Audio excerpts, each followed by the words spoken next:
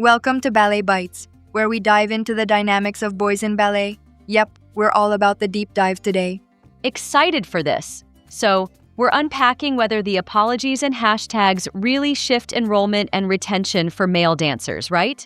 Exactly, it's like we're asking, do those media moments actually result in tangible changes?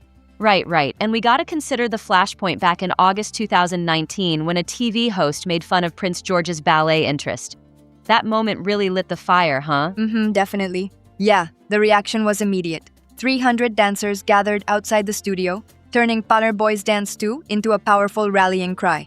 And that wasn't just viral hype. Time and CBS News captured the host's on-air apology and that incredible Times Square scene. It's like a modern-day protest with ballet shoes, right? For sure. Though it raises the question, did these big media moments translate into real enrollment gains? Well, the answer's a bit of a mixed bag. Some local spikes happened, but we still lack broad, standardized national reporting to measure. Like the full picture. Exactly, think about it. In the UK, the Royal Academy of Dance's Project B Weekend for Boys drew around 100 participants in 2024, which shows promise.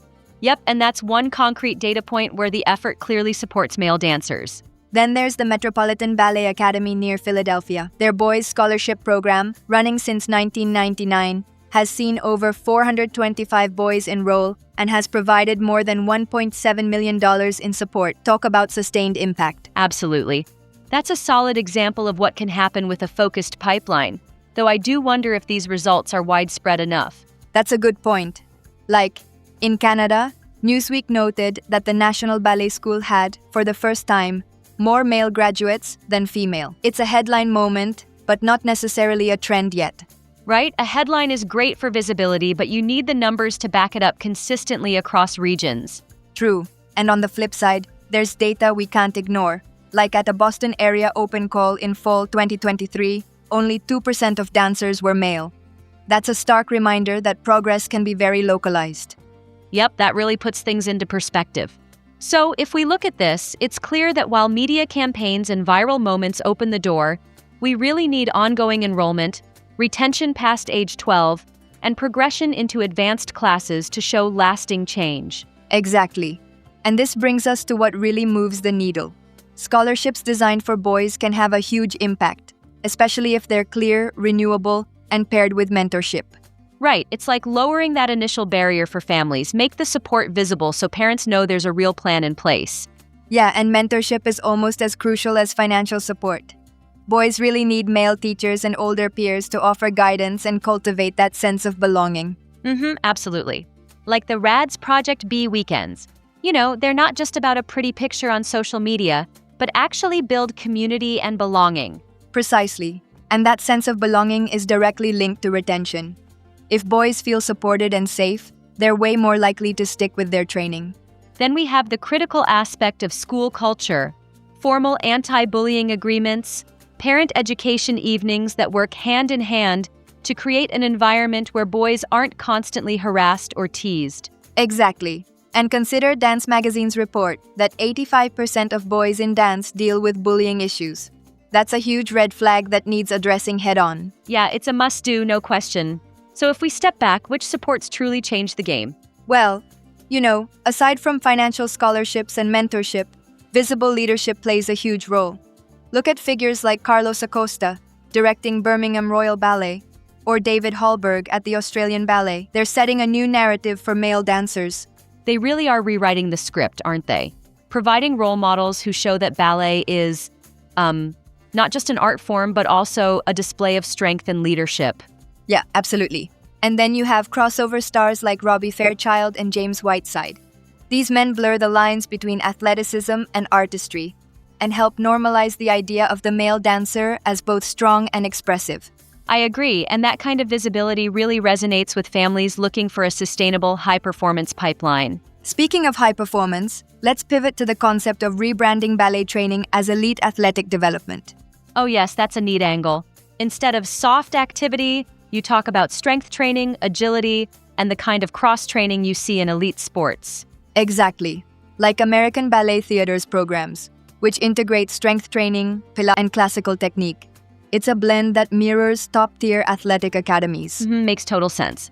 And you mentioned the NFL Hall of Famer Lynn Swann, who credits ballet for balance and control. That kind of crossover really underscores the athleticism inherent in ballet. Right. And add in modern sports science, force absorption on landings, rotational power, and you create that shared language with coaches and athletic directors, effectively bridging the gap between dance and sports. Plus, initiatives like the Youth America Grand Prix, which has distributed around $5 million in scholarships over 25 years, further establish ballet as a serious performance-driven track. So, when it comes down to an action plan for studios and schools, there are a few key moves. Absolutely. First up, publish clear data.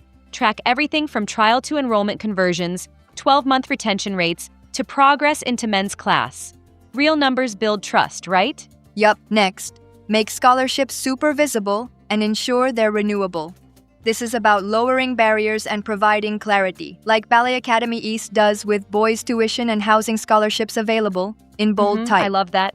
Then, seed male mentorship. Every cohort should have at least one male teacher or advanced peer checking in at consistent intervals. Exactly. And formalize anti-bullying agreements with clear policies and direct contacts between studios and local schools. And rebrand the parent pathway by marketing ballet as high-performance athletic development. Highlight training realities, injury prevention, and cross-training partnerships like those seen at ABT. Right. It's about presenting ballet not just as an art form, but as a well-rounded athletic pursuit with solid outcomes. And historically, it's interesting. Male dancing was central in court culture back in the day. Even Louis XIV danced. Yet over time, certain cultural narratives pushed ballet towards being seen as feminine. Exactly. And today, that pendulum is swinging back thanks to increased visibility, data-backed support, and leadership that's challenging old stereotypes. Very compelling. So, if we score our discussion against the key questions: 1. Measurable gains are localized but promising. 2. Scholarships, mentorship, and anti-bullying policies really work. 3. Leadership is reframing the narrative. And 4. Reframing ballet training as elite athletic development gets families' attention. Right on. The hashtag moments open the door. But real change depends on tangible supports like money, mentorship, and published metrics. Absolutely, and while I might challenge the idea that media moments alone can drive change, it's clear that when coupled with actual programmatic support, they certainly pave the way. Exactly. It's an ecosystem. Each part reinforces the other. From tailored scholarships to visible male role models, you're creating a pipeline of sustainability. Yeah, totally. And that's our comprehensive dive for today, folks. Rethinking how ballet supports its male dancers from the ground up, blending artistic passion with athletic precision. Thanks for tuning in to this deep discussion on what really moves the needle in boys' ballet enrollment and retention. Like and subscribe and keep sending us your insights. We love to keep the conversation going.